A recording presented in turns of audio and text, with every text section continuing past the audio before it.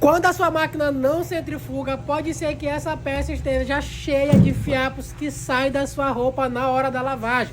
Esse bolo de fiapos acaba se acumulando com o tempo devido você utilizando a sua lavadora. Esses fiapinhos que saem da sua roupa acabam se acumulando na hélice da eletrobomba.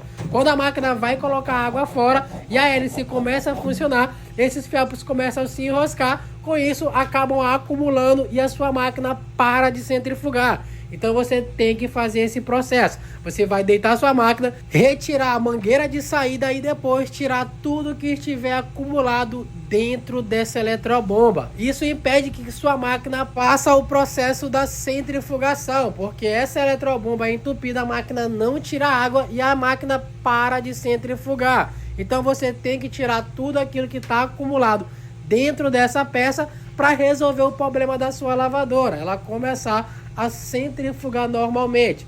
Depois que você tirar tudo que estiver dentro da sua eletrobomba, você vai colocar a mangueira novamente no lugar. Não se esqueça de colocar a presilha e assim sua máquina volta a centrifugar, fazendo todas as etapas da centrifugação e também da lavagem. Se gostou, já coloca o modelo da sua máquina aqui nos comentários, curte e compartilhe.